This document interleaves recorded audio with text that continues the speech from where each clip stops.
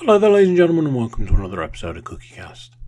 Today on CookieCast, it's the darkest timeline. So you got me talking stuff from the week when this one was recorded, and talking games, movies, and TV. There's all of those this week: games, movies, and TV. We're talking Father's Day, a little bit of time ago now, but you know, it was current at the time it was recorded. Stuff in there. Before we get started, please do consider like, share, subscribe and comment. Drop a review where you can drop a review, and share the podcast around. Right, let's get started. Here we go. This is CookieCast, the darkest timeline.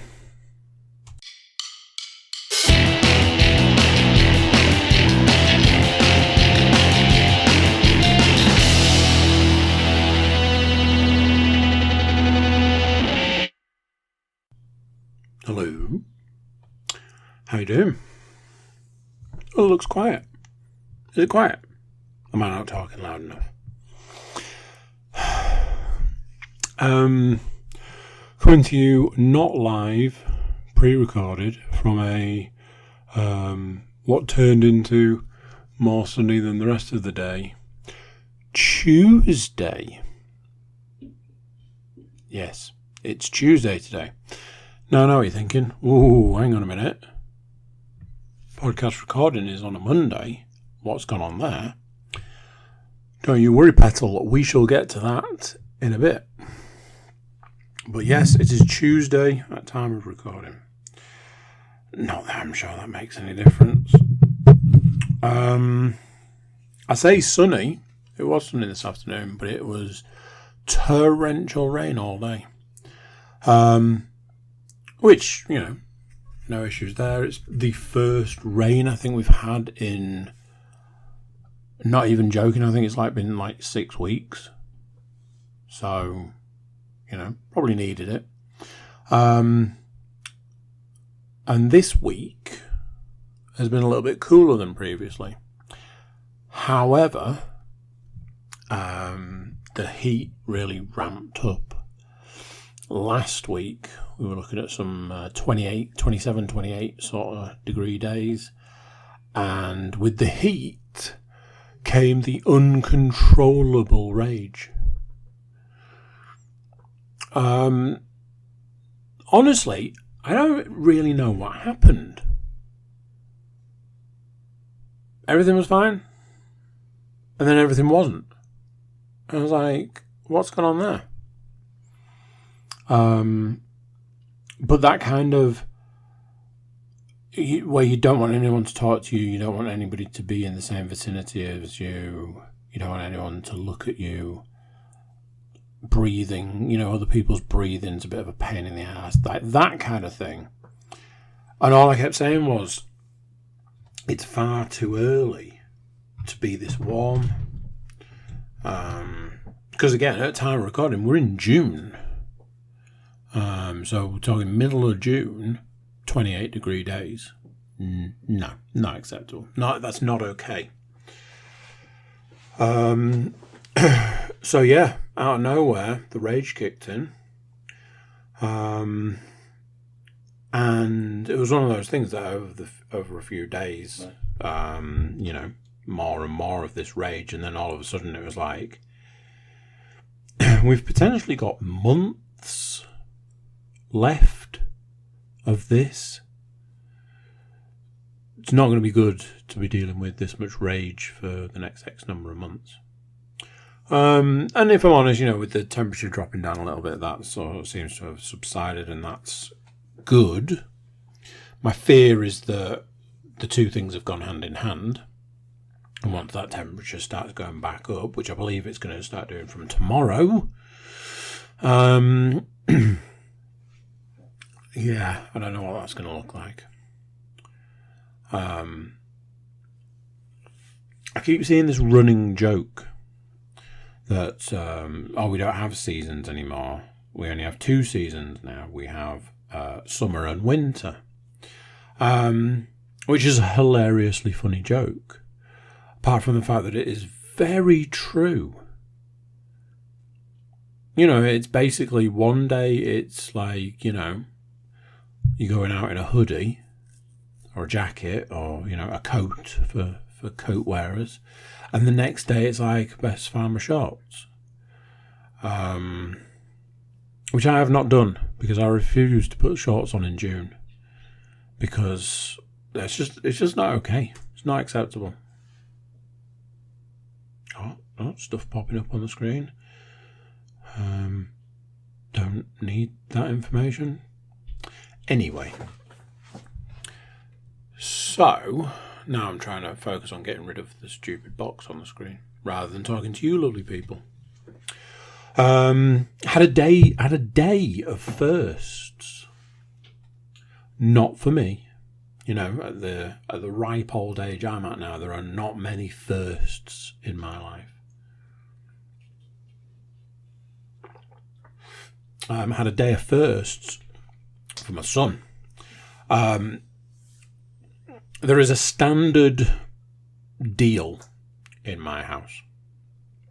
I will have the bigger of the two cars cleaned in going through the car wash. A couple of reasons, probably not great reasons. A couple of reasons. One is the car is that tall that I struggle to get to the roof. I'll give you an example. Going through the car wash, I have to stand in the car. I have to open the back door, stand in the car to reach over to take the aerial off. So imagine if, for example, if you're trying to wash the roof, the doors open, water everywhere sort of thing. And the other reason is that, it's fun to go through the car wash. So my agreement, mostly with my children, is I will agree that we can take the big car through the car wash on the condition that we hand wash the other car. It's been one of those where I've been trying to get into a car wash for weeks and weeks and weeks and weeks. Got to the point where they were queuing out the doors. Every time I tried to go to a car wash, they were queuing out the door. I even started looking into getting like a pressure washer, but a portable pressure washer. I was like, maybe that's the answer. I'll just get a tool that'll do it at home. But for the sake of what, £6 running through the car wash versus, I think the cheapest one I found was like 40 quid or something. I was a bit like, I think I still should try and get it through the car wash. One of the things I realised was that some of the days that I was trying to go was like during the kids' holidays, so it was probably going to be that bit busier anyway. So I was like, here's the plan. I'll go on my non-working day on a normal weekday, and that way, boom, less people. So I'd picked a day. It was a full-blown coordinated type thing. I picked a day. I was like, that's the day it's going to happen. And this is the time. It's going to be nice and early. In some respects, early enough that anybody that's been out, taking children to school and then going to get the car wash, they've all gone.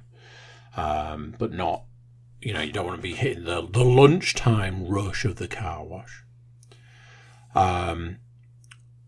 So I went with the two smaller children, which meant that my son was going to get his first car wash experience. And I'm like, well, as any parent knows, this is going to go one or two ways. It's either going to be, this is cool, or why have you done this to us? I think we're going to die. So we joined a queue that there was a car in the car wash, there was a car waiting to go in the car wash, and then us. And I was like, I'm fine with that. That works for me. By the time we rolled up to our turn, they were queuing out the door. So again, very much one of those, definitely hit that at the right time. So we roll in. I've already done the aerial, as I said. Roll into the car wash, do all the stuff, turn the engine off, blah, blah, blah, blah, blah. And then I'm like, right, here we go. Trying to find out if the boy loves the car wash. And these are the situations where I try not to be too sexist, I suppose. No, I suppose it is, because I'm like, oh, well, it's machinery and it's like spinning rollers and like it's spraying water and, you know, boy stuff. I can tell you this much. When I took my youngest daughter through the car wash the first time, she did not like it. When I took my eldest through the car wash the first time, don't think she liked it either. My middle daughter was a lot older by the time we went through a car wash. She was fine with it. So I'm like, here we go. Here comes the spray. And it's like spraying. And it starts spraying and the boy starts crying. I'm like, crap. So it goes over and it sprays. My youngest daughter had asked if we could open the... we've got one of those panoramic sunroof things. And I was like, oh, that's actually a really good idea. So I popped that open so we could watch it going over the top. So the water went over. The boy's not happy. The water comes back. The boy's not happy. But I was like, I was very positive about it. I was like, oh, look, it's raining. And as time went on, more sort of like, I was like, oh, let's hold hands and... check out. Oh, can you see that bit? Oh, look, it's coming back. Oh, within a few moments of that, stopped crying. I was like, okay, this is progress. Then the rollers came. I was like, of all of the things for you to be terrified of, it's the rollers. They're going to come down the side of the car, they're going to come over the top of the car. And typically, this is the point in time that he absolutely loved it. I was like, right, there we go, problem solved. I always remember when we used to go through the car wash as kids that my sister would just cry and scream throughout the entire process, which, brought my parents great joy. So we did the car wash, we came out, put the aerial back on. I had a look at the car, I was like, oh man, it looks so much better. But then that put a clock on having to get the other car cleaned. So I set a point in time to clean that, got that one cleaned as well. So 2 beautifully cleaned cars sitting on the drive. I was one proud man. Right up to the point I came out the next morning and the single biggest bird poo you have ever seen in your life was all over the front of the car that I'd hand cleaned. And I was like, fuck this shit. That is a much longer conversation, which I'm not overly prepared to go into. Anyway, back to the day of firsts. Left the car wash feeling quite good about things. I was like, right, now we've got to go to the hairdressers.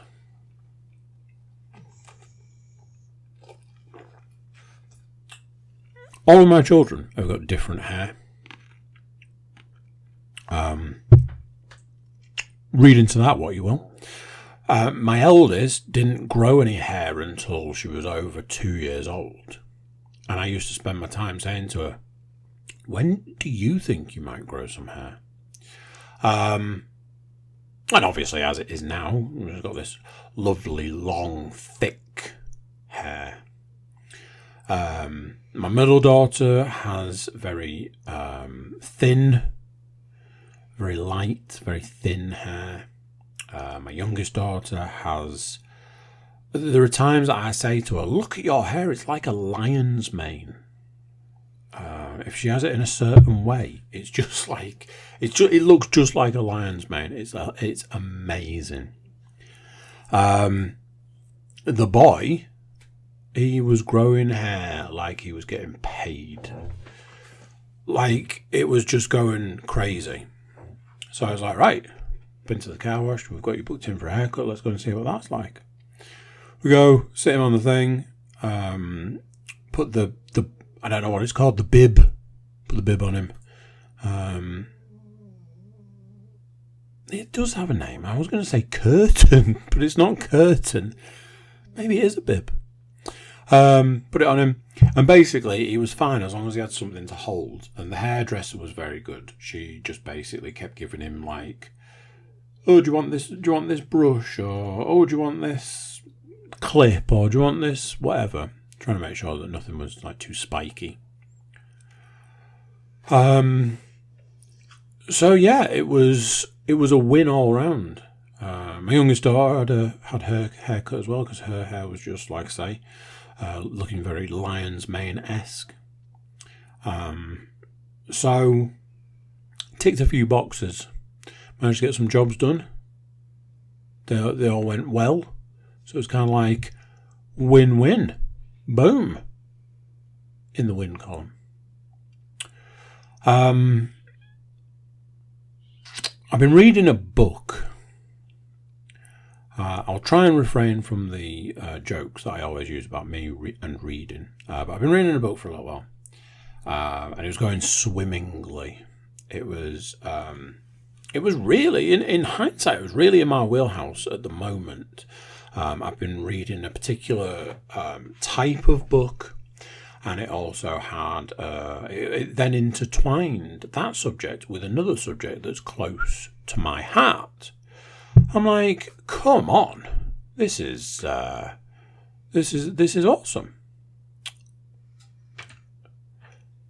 So it was 299 pages. I get 233 pages into the book. And the book suddenly shifted on me. It turned on me. It betrayed me. So, like I say, it's got these two particular subjects. One that I am very interested in. The other that's very personal to me. What I had absolutely no idea of was that it also had a third subject buried at the back end of the book that I knew nothing about. And when that subject came up, I was like, are you kidding me? I've got 66 pages left of this book, and are you telling me that I'm going to have to read this? And it started to make me think, I started to think that maybe certain things should have certain types of disclaimers. Like, I'll try and give you an example. Let me pick some. This is not.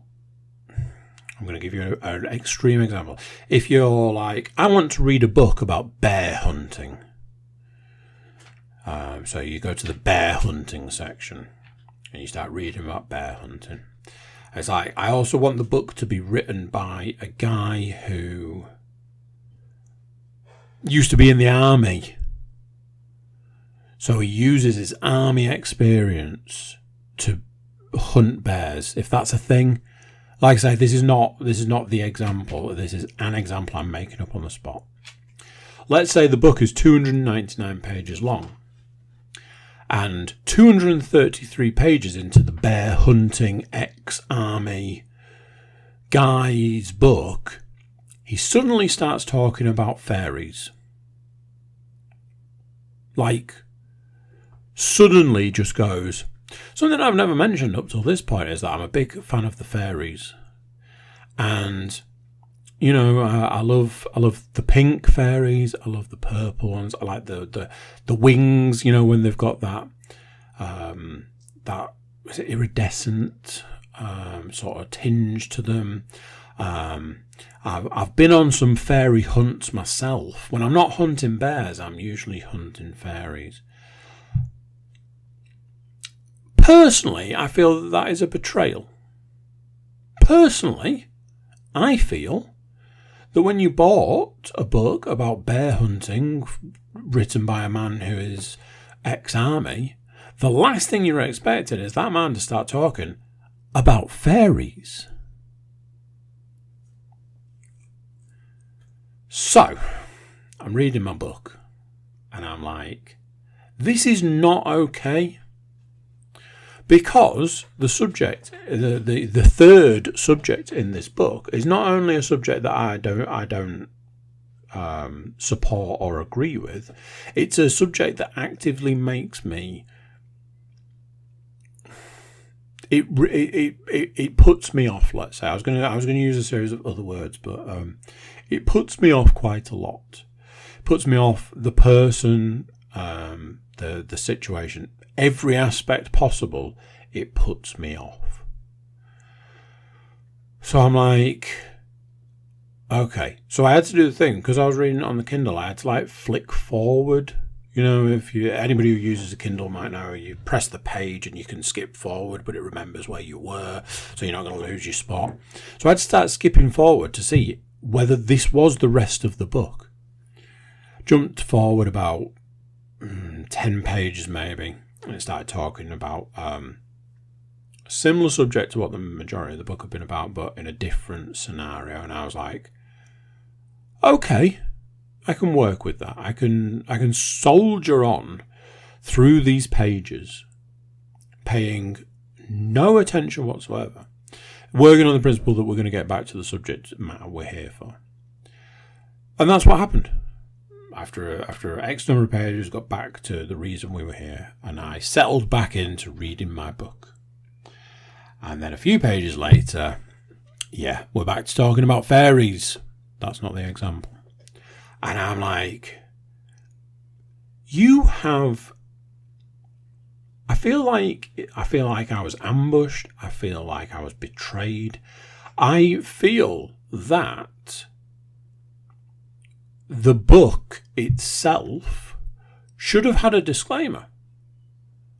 It should have been like, hey, this guy, he sailed across the world and he did it with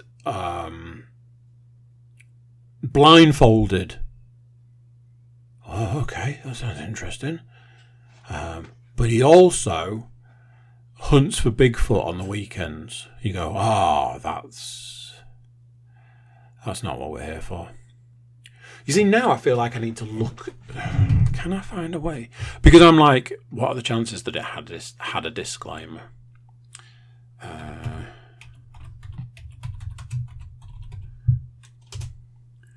Let's see. Let me see.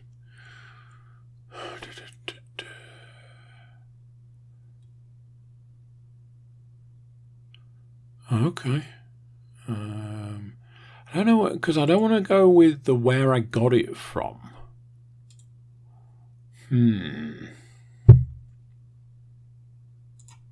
Oh, this person has their own website. Okay, let's see. So, of course, everything's running slowly. I'm having nightmare with my internet. My internet doesn't really know what it's supposed to be doing with itself, so it just makes it up as it goes along. So let's do that because that's causing problems. All right, okay.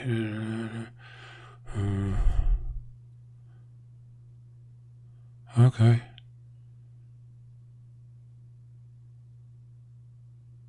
You see, for a second there, I thought on the page it was going to say, oh yeah, here it is. No. Okay. Let me check a different source.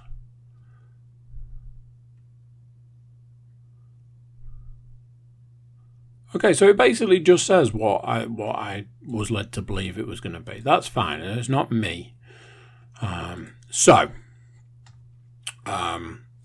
I feel this book should have had some form of disclaimer. I feel this book should have had a thing that said, just so you're aware, so far through the book it does switch subjects somewhat and it just starts talking about a particular subject.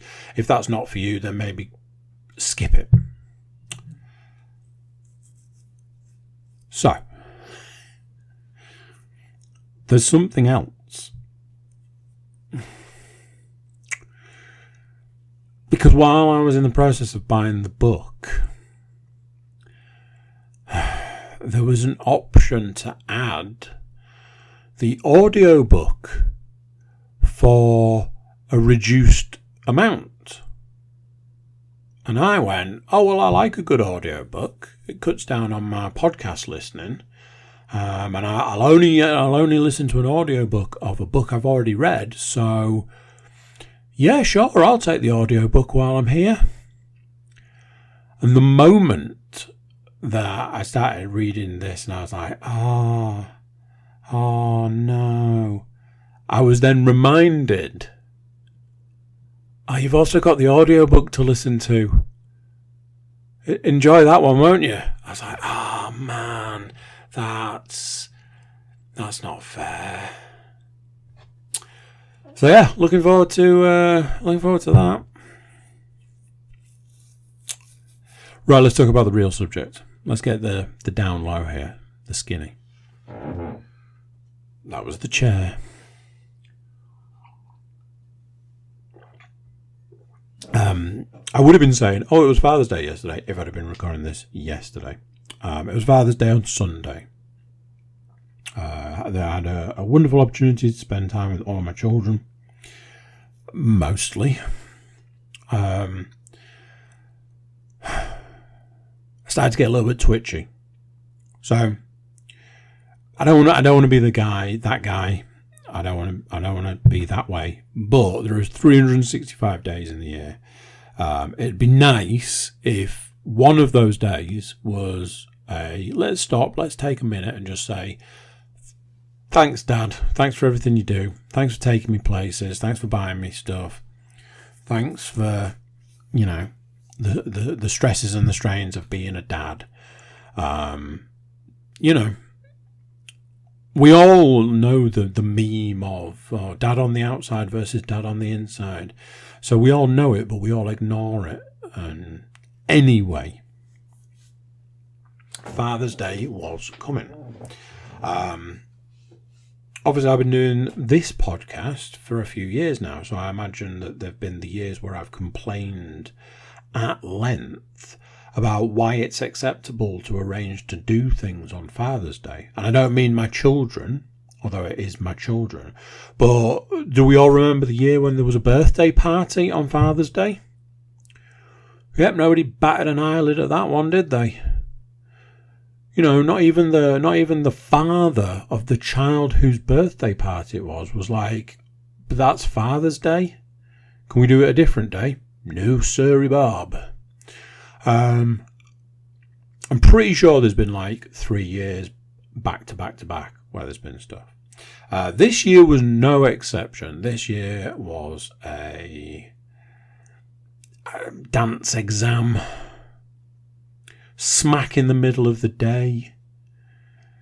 So, yeah, not a happy camper. There'd also been this thing where there was an organised 10k, which I kind of fancied doing. However, it's Father's Day. Can't do that.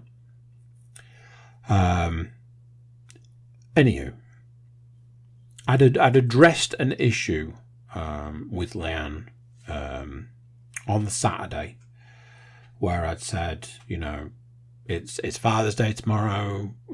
Just bear that in mind. And that was nothing to do with me. And I felt like I was doing a good deed. So that was that. So I'm a bit like, I don't want a big song and dance. I just want like 2 minutes where somebody's like, hey, your dad in it. And then we can move on. So, with this whole thing smack in the middle of the day, which I'm going to try not to go on about too much because, honestly, it infuriates me. So I'm going to try not to go on about it too much because I think it's an absolute insult. Because, as I said to Leanne, what did you do on Mother's Day? And she went through the things. And I was like, yeah, but what I'm getting at is, was there an organised activity for your children to do on Mother's Day? I was like, no, there wasn't, was there? And there will never be. And there has never been.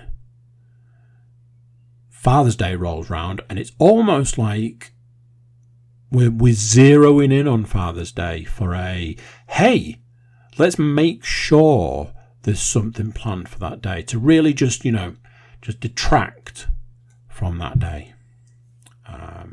And if we can find a way to make the fathers do the taxiing of the situation, even better. Once I get that bit out of the way, we can talk about Father's Day. And I was like, my youngest daughter gave me a Father's Day card. Just short of a week before Father's Day. I was like, hey, you're supposed to give me this on Father's Day. She was like, whatever. I was like, cool. My son gave me his Father's Day card 3 days before Father's Day. I'm like, awesome. So, I got a gift. Got a Father's Day gift on I think it was like Wednesday or something. Aren't you supposed to keep this for Sunday? Meh, have it now. Oh, okay. So you've got things like that, which are like, I don't want to make it sound selfish. I don't want to make it sound like, what it's all be about me. Like I said, I just want just maybe 5 minutes where we all stop and say, cheers. So Sunday rolls round. Honestly, not expecting too much. My children gave me a gift, and my eldest gave me a card. My middle daughter gave me a card she'd made herself, which had a funny joke on, and I laughed because it was funny. And she'd written in it, beautiful writing. It was really nice. I thought it was a really nice design. I was like, oh, that's really good. And then there was a card, and it was like, this is from kind of everybody sort of thing, even though at this point in time they'd all given me cards, apart from my eldest. So I looked at the card, and I was like, okay, cool, there's an envelope, and you've written something funny on the envelope. Cool. And I opened the card, and I was like, oh, it's a funny card. Cool.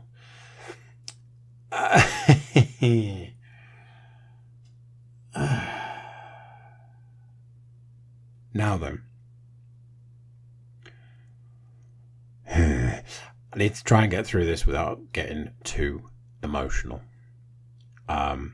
So my children had written in the card, Happy Father's Day, and middle daughter was like, I just wrote my name because I did you a card myself, and I was like, yeah, no, that's fine, I understand that, I appreciate it. But my eldest had written a message, and it was a long message, and I expected it to just be like, oh, you're dad, and you're great, and you take me places. But it wasn't.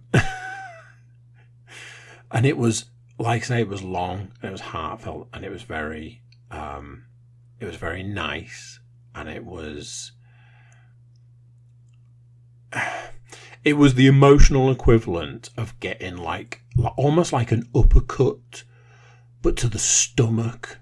Like my stomach shot into my throat, and I was like, I had to do, when you do that, oh man, I'm going to get really upset, but that's not going to help the situation because you guys don't need to see me being upset. So I need to like turn away to compose myself for a moment.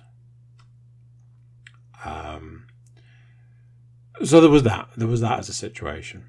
And then there was, they gave me a gift, which was a game, which I'll talk about shortly. But it's hard to explain. It was like, this is the game I've wanted for a long time. Because I physically can't buy games anymore because they're just so insanely expensive. I have to resign myself to never buying games ever again.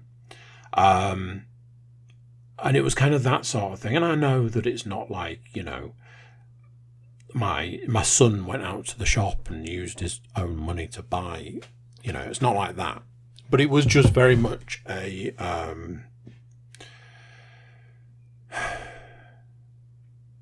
it hit me it hit me quite hard. And honestly, that made everything okay. So the irony of me going, it'd just be nice to spend 5 minutes where my children say, hey, I appreciate you doing the dad stuff, and I then go, that's all that matters, that's all I need, that's all I want. I just want you to say thanks. On the flip side of that, took my eldest off to a dance exam, took 2 of the 3 other children off, and ended up spending an absolute fortune between leaving the house and getting home. I was like, welcome to Father's Day. I hope you enjoy your stay.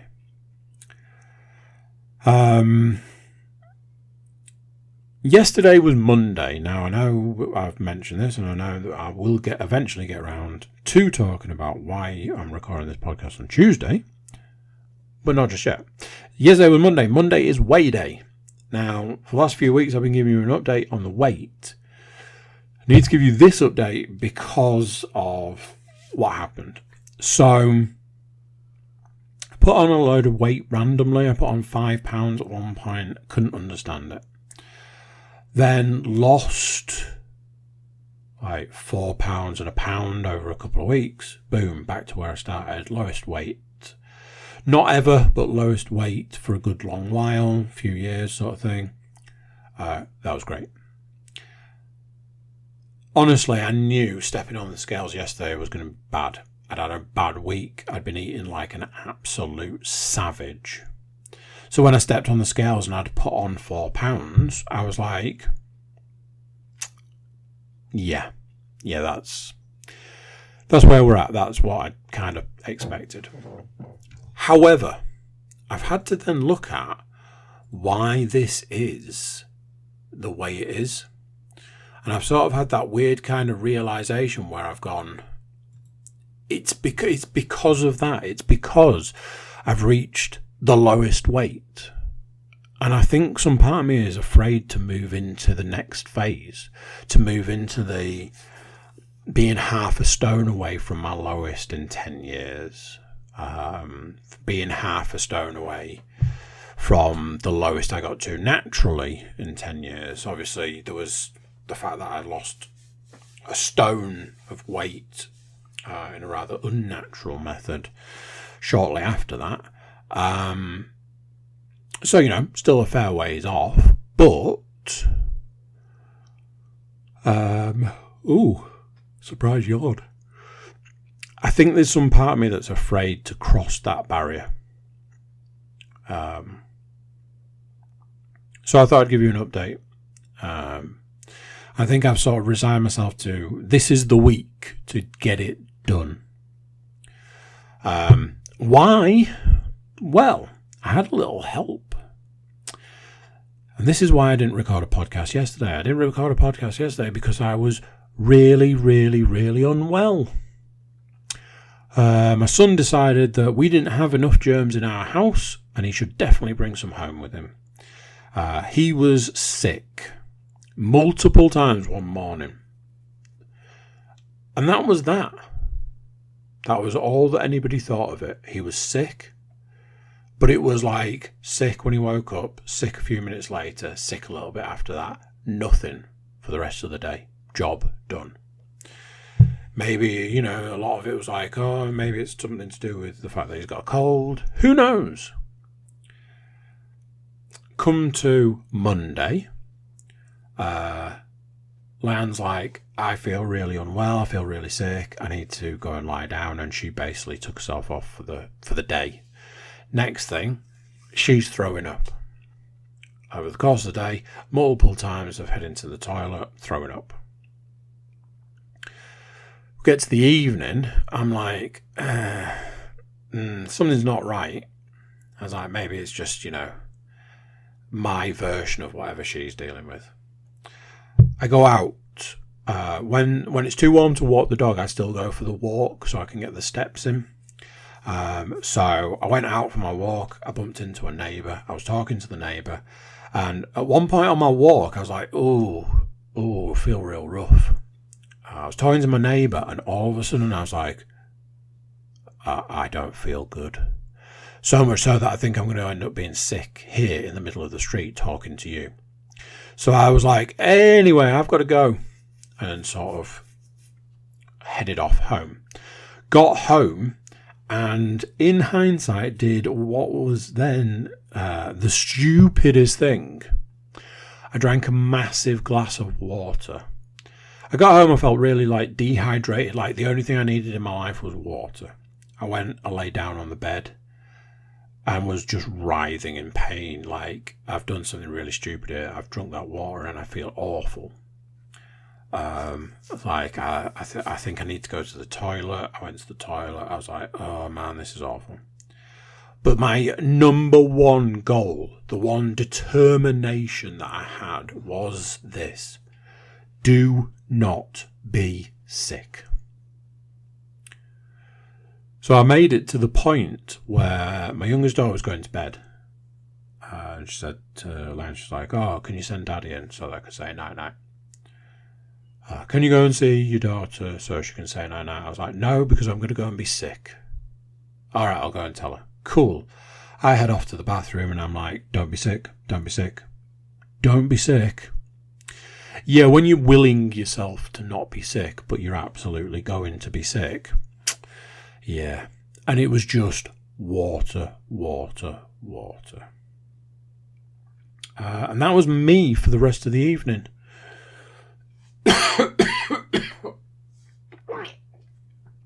Oh, talking about it was making me feel sick. In and off to the bathroom, being sick, going back to bed. I was laid on the bed for about 12 hours. And barring trying to get up in the middle of the night for whatever reason and trips to the bathroom, I basically was asleep. So I think I had about 10 hours sleep. Worst thing being was at 3 o'clock in the morning I was ready to get up because I'd had all my sleep. So, yeah. There was no way I was recording a podcast last night, let's put it that way. That, ladies and gentlemen, is the week that was.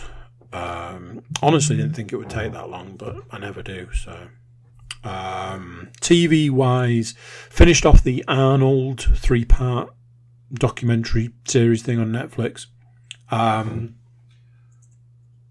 If I'm honest, the third part was the part I wasn't really looking forward to because I didn't really have a massive amount of interest because it was the politics part.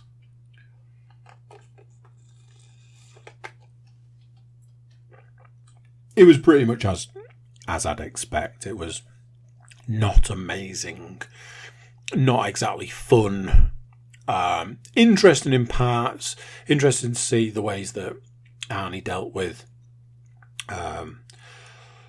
when the polls went down, when people weren't sort of behind him, and how he went about changing that and moving that round and making it different, how he managed to get re-elected, how he was dealing with a divorce at the time and a lot of scandal was going on. However, throughout the 3 episodes, he kept showing this book. He kept referring to bits in this book, and it was like a picture book of him. And I was like, it wouldn't surprise me if this 3-episode thing is basically just one long advert to sell that book. On the day of starting to watch the 3rd episode, I saw an advert pop up on social media advertising the book. I was like, come on, that's way too on the nose. Movie-wise, I've had 2 new movies this week. That's right. First of 2 is Extraction 2. Now then, I really enjoyed Extraction. So much so that I watched it again recently and was just like, that is a good film. But a sequel...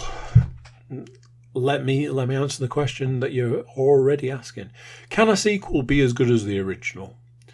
I think the answer is always going to be no.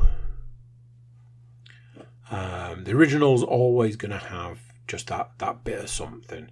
If a film manages to get a sequel, it's off the back of its first installment. So you've got that aspect.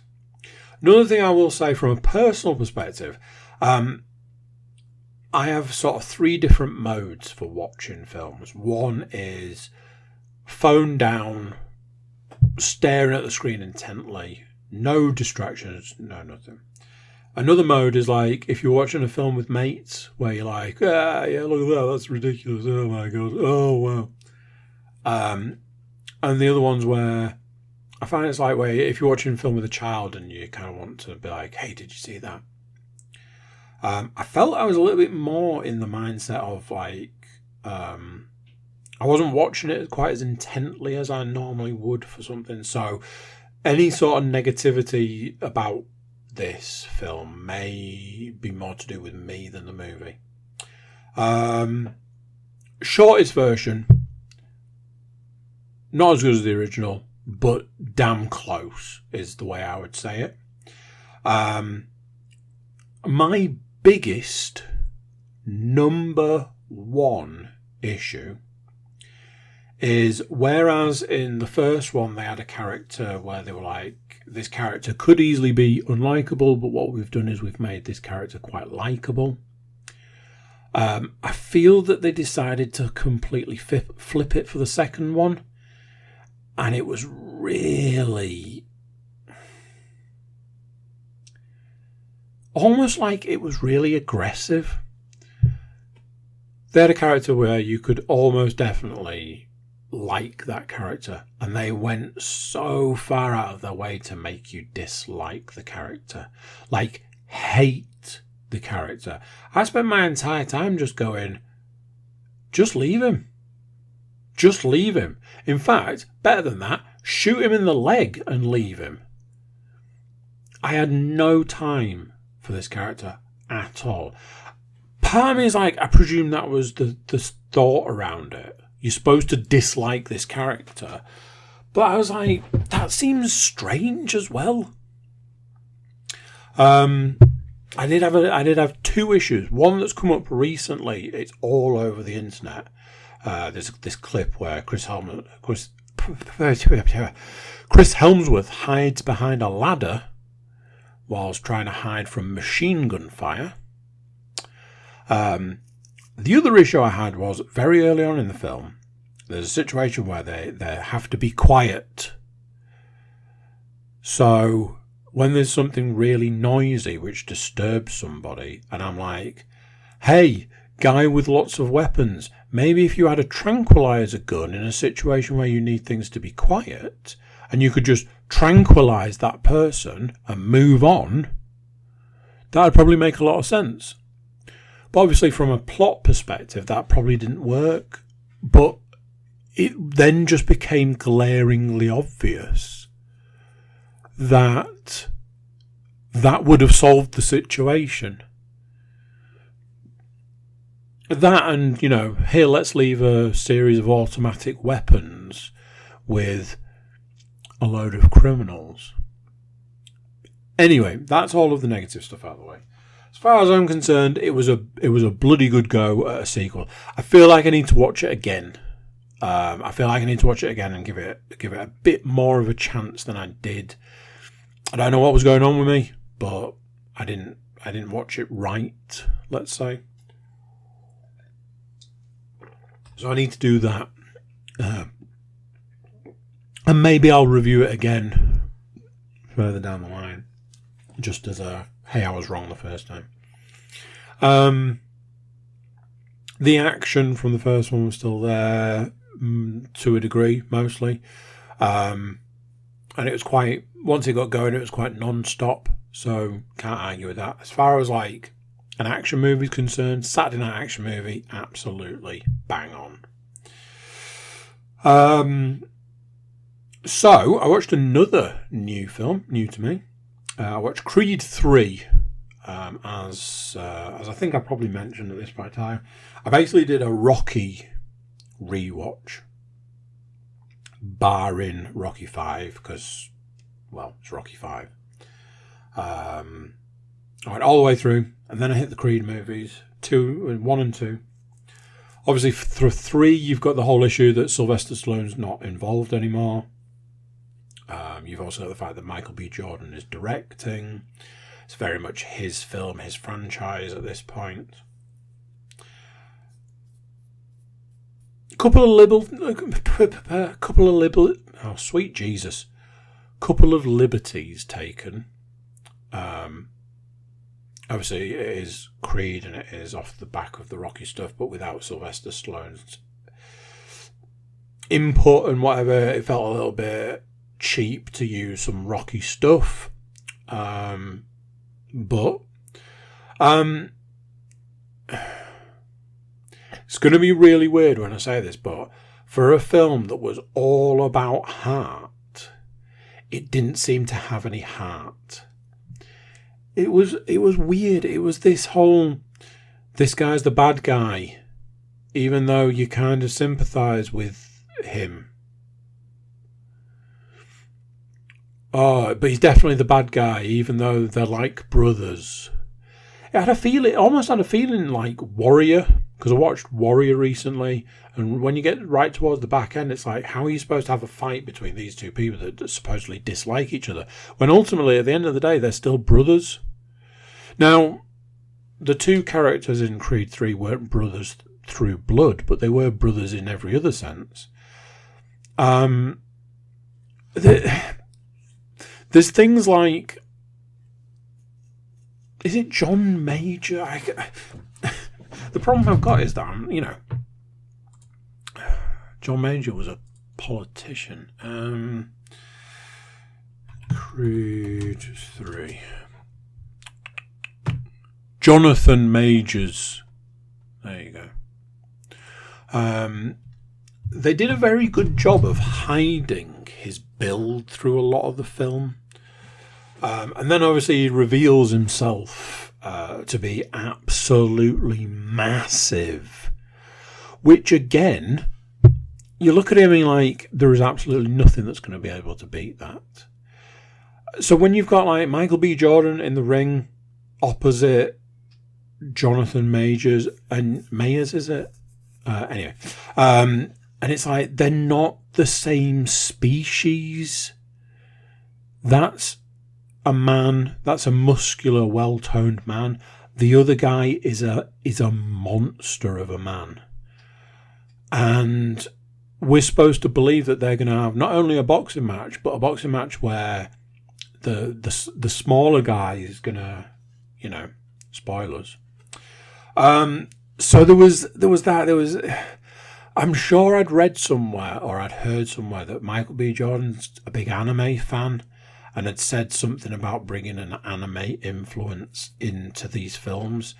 And weirdly, while I was watching, I was like, this film feels like a particular anime. It feels like one of those ones where, this is the bad guy, but by the end, he'll be the good guy kind of thing. And it was like, there were things that were strange. There was like the big fight at the end had these, like, obviously, and I don't want to speak ill, but obviously directorial choices that were just weird and really detracted from what should have been like quite a powerful, quite an emotional time.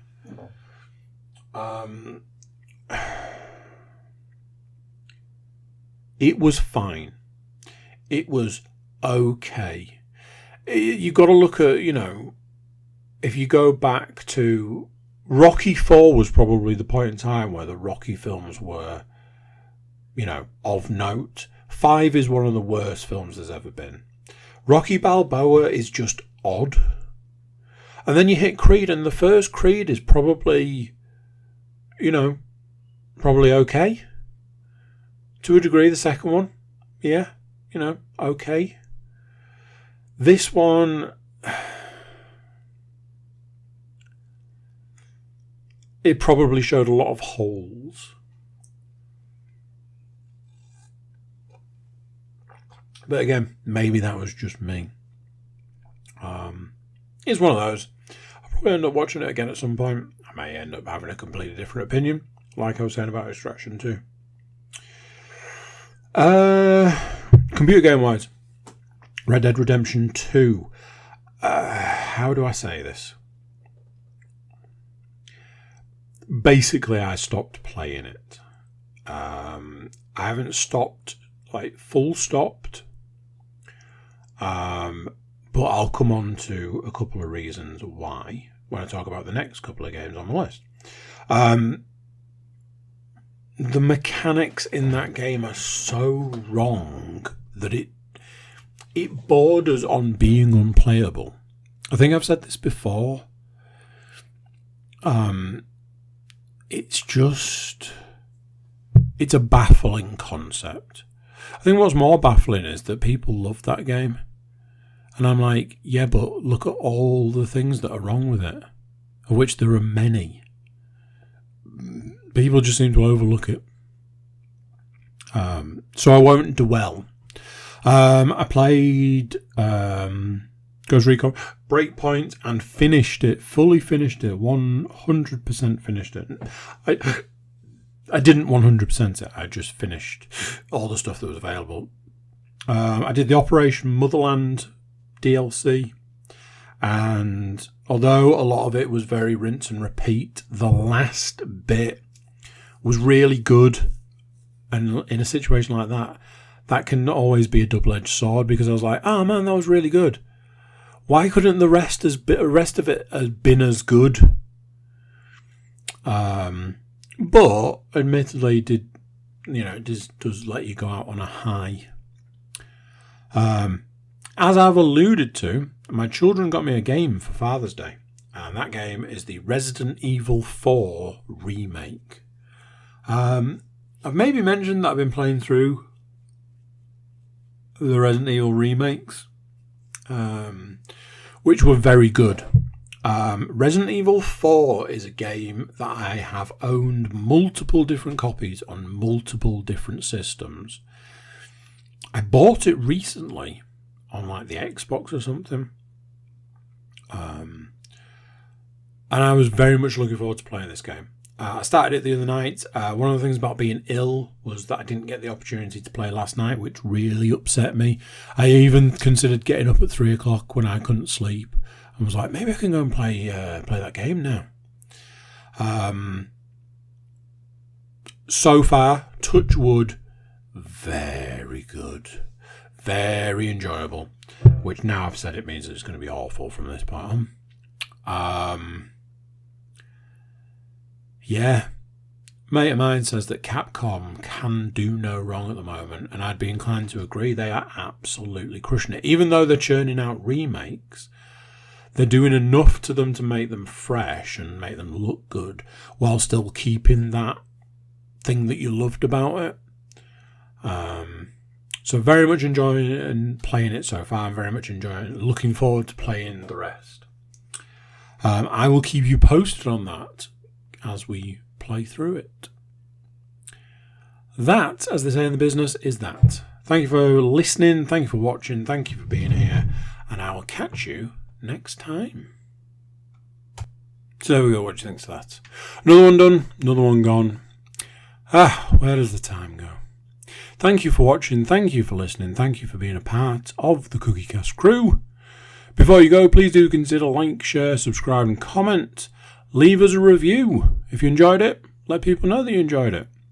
Check out the website. It's thecookiecast.com. Over there we've got social media links and an email button. That way you can get in touch with us. That's it for this one. Until next time, I'm going to say bye, and I'll see you then. Thank you for listening to this episode of CookieCast.